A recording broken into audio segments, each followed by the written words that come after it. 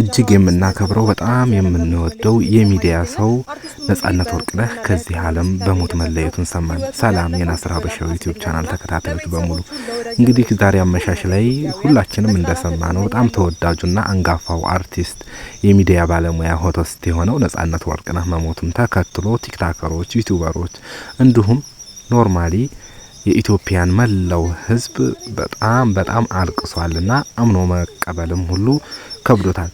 ከነኚህም መካከል ሀብትሽ ቤ በሚል የቲክቶክ ቻናል የምናቃቸው ሁለት ቲክቶከሮች ባለቤቱ ወጥታ እንደዚህ ማመን አቅቶኛል እያለች ስታለቅስ ነበር። የአርቲስት ነጻነት ወርቅነህ የህልፈተ ሞት መዳረጉን ብንሰማም በምክንያት እንደሞተና እንዴት እንደነበረ ሁኔታው አላወቅንም። ሆኖም ግን እጅግ በጣም ያሳዝናል። በመላው ዓለም የምትገኙ ኢትዮጵያውያን ወዳጅ ቤተሰቦቹ ፈጣሪ ያጽናችሁ እንላለን።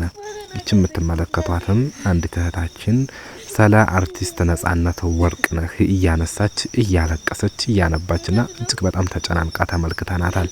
ይህን ያክል ጥልቅ የሰው መውደድ ያለው ታዋቂና አንጋፋ የቴሌቪዥን ባለሙያ ነበር። የምንወደው የምናከብረው በጣም ጨዋታና ቁም ነገር አዋቂ የነበረው ነጻነት ወርቅነህ ዛሬ ላይ ግን አርፏል። አርቲስት ነጻነት ወርቅነህ ከ5 ቀናት በፊት አንድ መልእክት አስተላልፎ ነበር። እሱም ምን ይላል? ሞተን የሰው መውደድ ግን አይጠፋም ወደኋላ ይቀራልና ይል ነበር።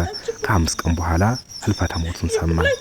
አርቲስት ነጻነት ወርቅነህ በኢቢኤስ ቴሌቪዥን የቤተሰብ ጨዋታ ሲያስቅ ሲያዝናና ቁም ነገር ሲያስጨብጥና ሲያነቃቃ የምናቀው ተወዳጅ አርቲስት ነበር። ተወዳጅ በመሆኑም የተነሳ ነው ሚዲያ ላይ በሞተ በ2 ሰዓት በ3 ሰዓት ውስጥ ቲክቶከሮችና ዩቲዩበሮች ቪዲዮ ሰርተው በሚሊዮንና በመቶ ሺህ እይታን ቶሎ ያገኙ።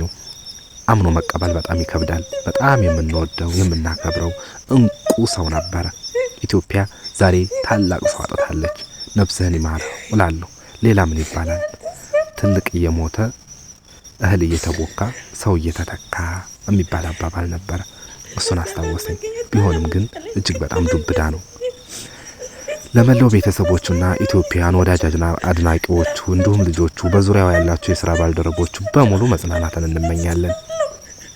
ታዋቂውና ተወዳጁ ዮናስ ከበደ የሥራ ባልደረባው በቲክቶክ ገጹም ይህንን ምስል አጋርቶናል። መሞቱን እንድናምን አምነንም እንድንቀበል አድርጎናል።